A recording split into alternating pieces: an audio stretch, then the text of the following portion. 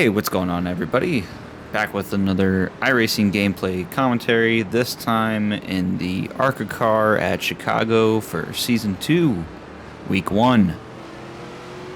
We're going to get going here in a second once we get around the corner here. This is going to be a much longer race than my previously uploaded ones, mainly because it's in the Arca car. And yeah, trying something a bit different. I'm going to try to do a little more play-by-play than the last commentary, which was more kind of me just talking. So starting in P16 here, I think P15 ended up not spawning in or something like that. I can't exactly remember, but this is kind of a good race and not necessarily a good finish.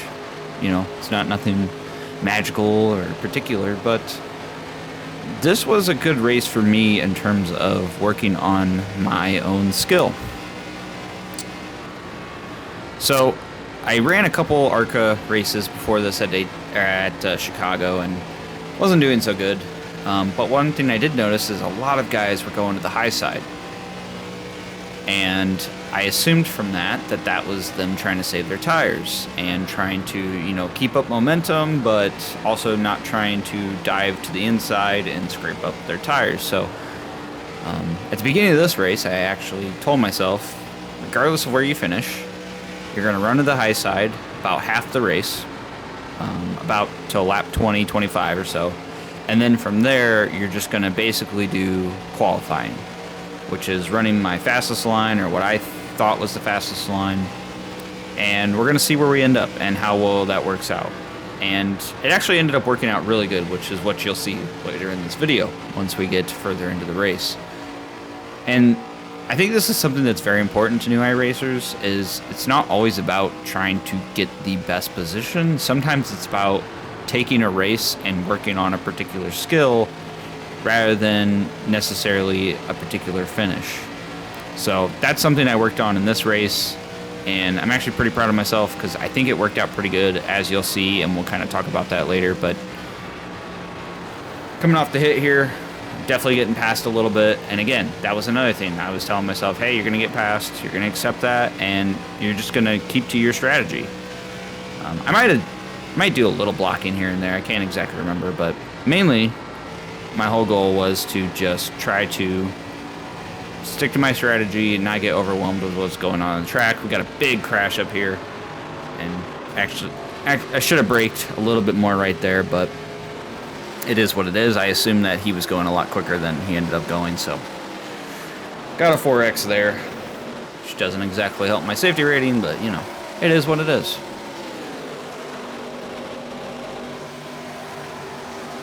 And as always, I'm going in between the cockpit and kind of cinematic view. That's something I like incorporating into my videos, but I would appreciate some feedback on that, whether or not you guys like that.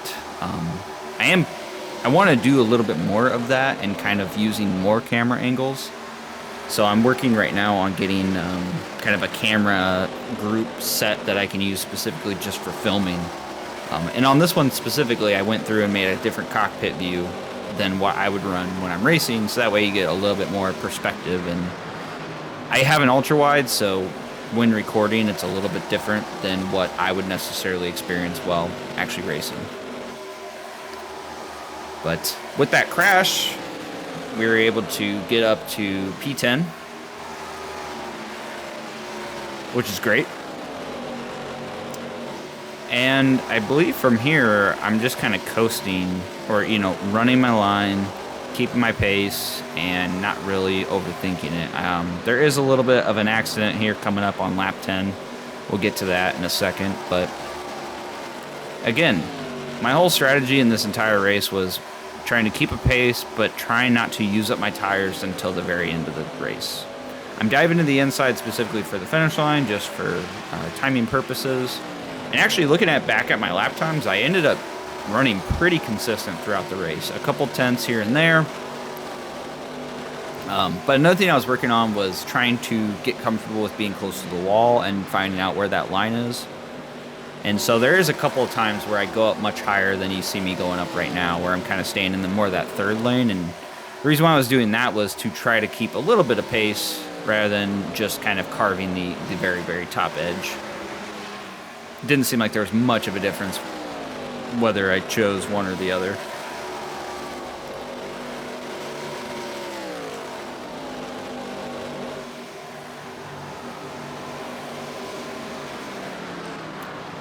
I will say, the Arca car, I have actually really enjoyed racing, and I want to do more racing with the Arca car. I think it's at Daytona this week, if I remember right. So I do plan on racing that, or maybe that's the 87s that are at Daytona. So here's lap 10, and towards the end of the lap, we get in a bit of a scuffle. And so I'll let that play out, and I'll kind of talk about that as it happens. It's coming up on here on this turn, so... Going to this turn, I did know that people were coming around me.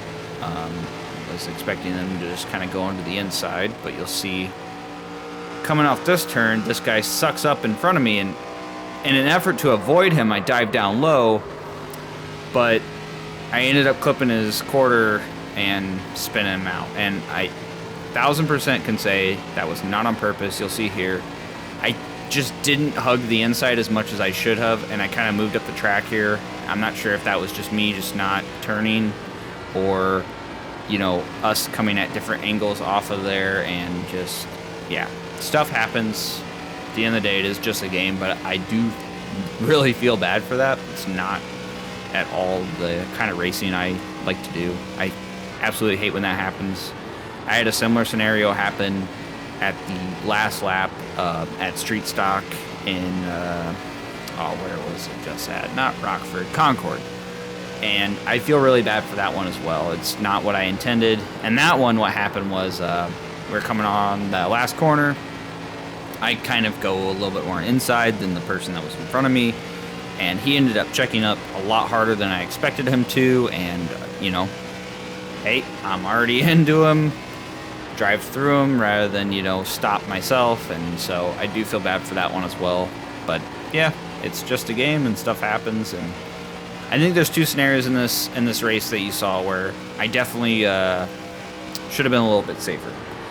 But another thing I'm trying to work on is getting comfortable being close and next to people, and not just for the side draft, but also just getting comfortable with that. I'm usually a lot more passive, and lately I've been trying to be a little bit more aggressive with my racing and not necessarily giving up positions, or not necessarily, you know, staying away from people. And it's sort of ruined my safety rating a little bit, but, you know, I'm trying to find that balance between the scenarios when I need to be a little bit more safe and just, you know, lose the position or two, and what scenarios am I losing the position simply because I'm not willing to be more aggressive. So I'm working on that kind of idea.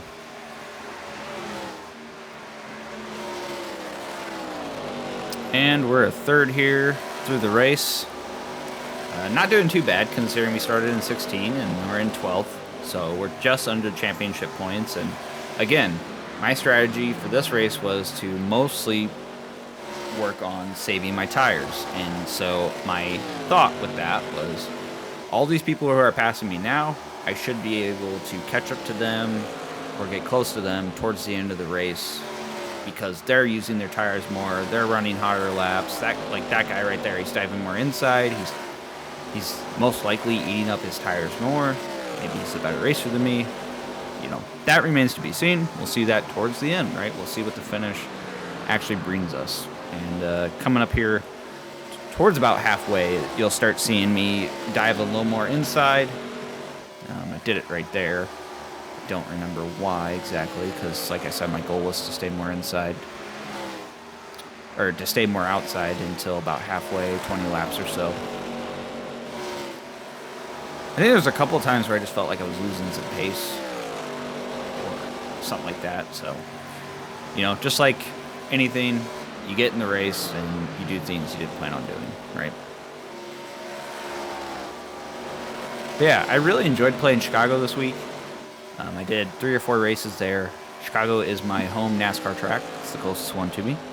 So it's one of the reasons why I really wanted to buy it. And honestly, it's a really fun track to play. Like, it's banked enough, but it's not too long. You know, you can hold the gas pretty good. Like, you can hold some good speed around it. And it's nice and wide, so, you know, there's a lot of room to move around and maneuver around people. I think it's a good track. Like, I don't know what its reputation is in terms of the iRacing community, but it is cool to see NASCAR return there this year, and I'm really considering going. I need to look into tickets and see what those are looking like. I'd like to go to the race. I went to qualifying a couple of times when I was a kid there, and so it's been years since I've been back and never got to see a race there, so I'd really like to go see that. And that's what I would want to do if I do end up going up there. So got the purple car coming up on me. I think that was the guy that we got into earlier in the race. I can't remember. Switch back to cockpit view. So I think this is lap 20. At least in my notes right here, I got it written down that this is when I started doing kind of more qualifying style laps, diving more to the inside, trying to soak up some lap time and, you know, using up my tires a little bit. The testing I have done in terms of, you know, going out and doing some practice laps, coming in, seeing what my tire wear is, I seem to be pretty good at not using my tires up. That's just my assessment. You know, I always have percentages in the 90s after 10 laps or so. Maybe that's, you know, expected. I don't know. I will say I'm not one of those guys who's constantly looking up like tips and tricks and all of that, or like here's all the tricks on how to you know, not wear your tires. I kind of just like to race, check other people's pace, see what they're doing, try to replicate it. Why can't I do that? Or, you know, I try to pick up as I go and kind of just learn on the fly.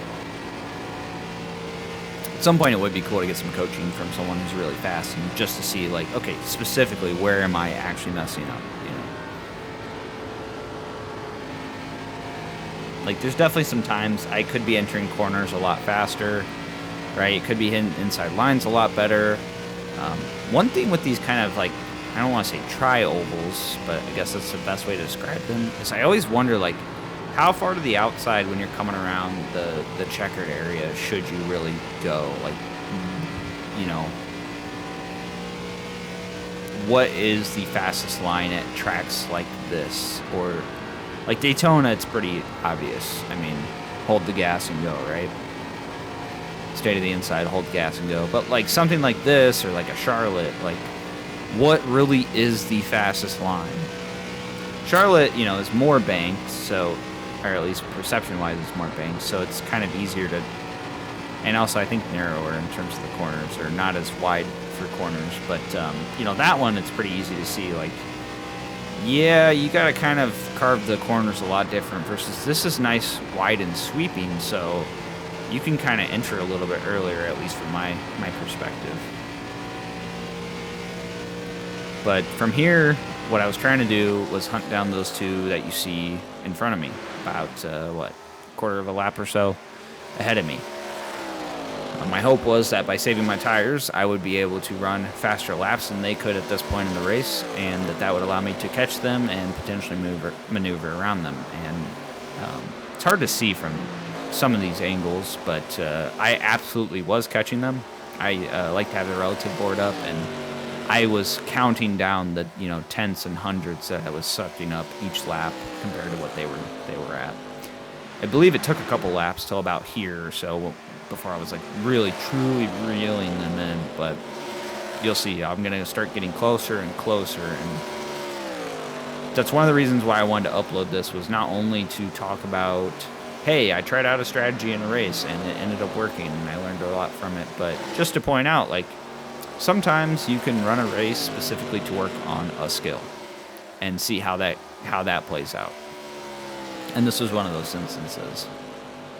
Like, I've run some races before where I've been like, all right, don't be as hard on the brakes, like for a short track. You know, try to roll the corners more and allow the car to do the, you know, be more turned before I necessarily apply the brake. Or, like, I don't know if this is good or bad, but the way I kind of do it is I understand how much I need to brake, and I like to brake as I'm going into the corner quite a bit. Don't know if it's faster or not. I've won a couple of races that way. I've always qualified good that way. Maybe it's not faster overall. And as I get into higher and higher splits, I'll have to learn other techniques. But that's always been what has been comfortable for me, is kind of soaking up all the brake that I know I need to as I enter it, and trying to judge my speed and how much I need to brake, and basically allowing myself to be comfortable with the amount of speed I'm entering the corner, rather than compensating later while I'm in the middle of the turn. Again, don't know if that's the best route to go, but for me it seems to work pretty good.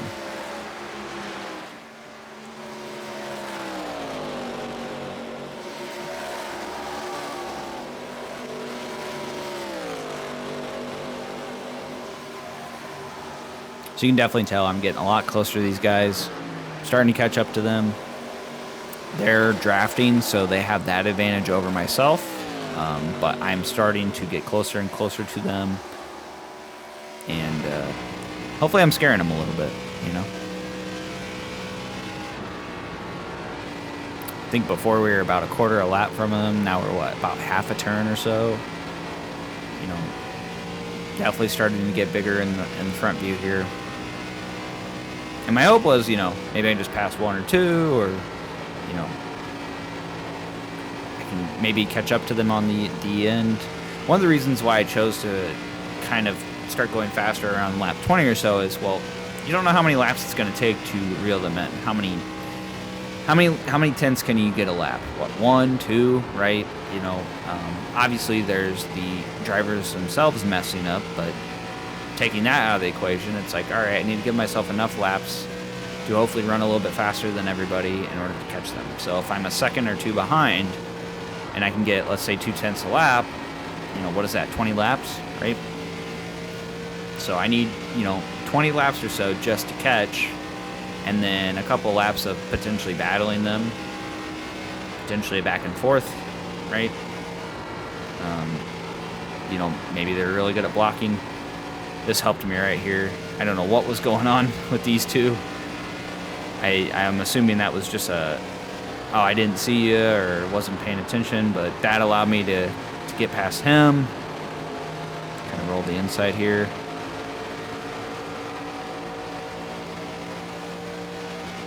I believe I was trying to roll the outside there. And then this is actually really nice right here. Able to just roll right up to his quarter, kind of stay on him, hold him there, and actually allow this slower car to really keep him behind me and pass both of them. Also, one thing I forgot to mention earlier in this video, I based the position this time on the official scoring. In the past, with the street stock races, it's been a little bit easier for me to just, you know, update it as I pass people. But with, you know, a bigger track, more people spread out, and this race kind of being a little chaotic, I went with just the official scoring, and that's probably what I'll do further, or, you know, from these videos on, just to keep it a little bit easier for myself. I can kind of just write it down, like this lap, this position, to this lap, this position, and makes the editing a lot easier. Using overlays would be a lot easier as well, but I kind of like this text-based option that I've created versus, you know, using something built in or using some sort of plugin. So we got number 3 here, and what you guys are going to see over the next couple of laps, next 10 laps, is me and him battling back and forth for 9th place. And this was really fun. Another reason why I wanted to upload this race specifically is not only was this me working on a skill and actually putting that skill to work and using it to my advantage and seeing the results of that, but also that I had a good battle at the end. And I think that this displayed number 3 being faster than me, but I believe he had more tire fall off, and thus I was able to, you know, stay with him a little bit easier. I was able to, as you'll see, be more inside when he needed to go outside to keep his speed. He wasn't able to always hug the inside as much as I was, because I could handle the tires getting worse. I had that room of, you know, that margin of error that I could work with. But not exactly sure what I was thinking in some of these laps. I should have probably blocked him as he was coming up on me, but, you know, this was also an effort to try to race clean, right? Again, just like that accident that happened earlier, I always try to race clean. I hate, you know, intentionally crashing. I hate when that happens, or I hate even, you know, making it happen. I'm not saying I've actually intentionally crashed people, but I'm saying, like, I just hate the idea that that might be the perception of something I've done where, you know, it was an accident. Like the one earlier, I moved to the inside simply to not crash into him because I felt like my speed was faster than him, and in an effort to keep my own speed, I figured, all right, I'll dive to the inside. I might lose a little speed that way, but I think my pace is a little bit quicker. And yeah, things happen. So you'll see here, yeah. I was able to run them a little bit more inside on him and get quite a bit of lead, and then I kind of lost it a little bit. This is why I say I think he was a little bit quicker than me overall, is in places where I didn't think he was going to be able to catch me. He was definitely able to catch me, like kind of towards the end of the straight right here. But, you know, I definitely could have dove more inside and tried to get more side drafting, but you live and you learn. That's definitely something I'm trying to work on, is using the draft to my advantage and getting more comfortable with that, which I mentioned. So, last 5 laps here, and we're going to take it to the cockpit view and see it to the end, and you guys will see the stripe at the end here, some slow-mo. You'll see exactly how close this race was.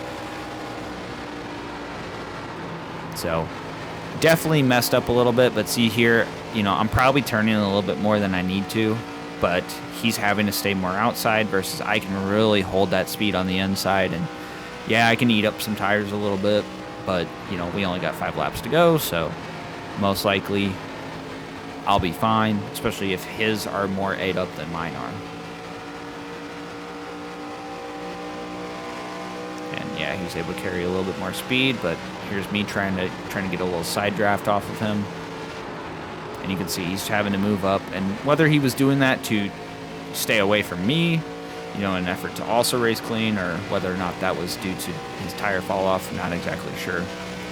Didn't talk to him after the race, but my perception is that likely was his tire fall off, especially being that I was able to pass him. So he's behind me now. You kind of see him in my rearview mirror. That's something I want to work on. I need to get a good angle with these rearview mirrors.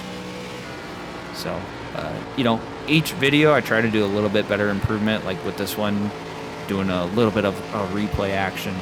And I want to incorporate some of that more and more.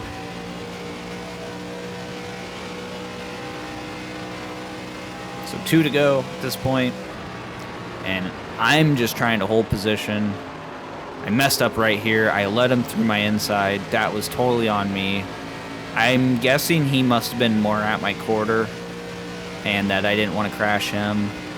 And him kind of getting either sucked up into me or, you know, kind of moving up the track on me as he's trying to take the inside is partially another reason why I thought he had a little bit more tire fall off. It just seemed like that, so. Or no, 2 to go now. That's right. So I'm able to hold with him and just trying to get a little bit of draft off of him, and also looking for opportunities to take the inside and stay. So this one, I think I carved a little bit. I think I went into the corner a little too soon. I don't think I needed to go that soon. I think I could have kept more speed and really been able to put a lead on him after this. But last lap here, and you can hear him. He's on my inside. He's right there with me. And we're going to be pretty much like that till the finish here.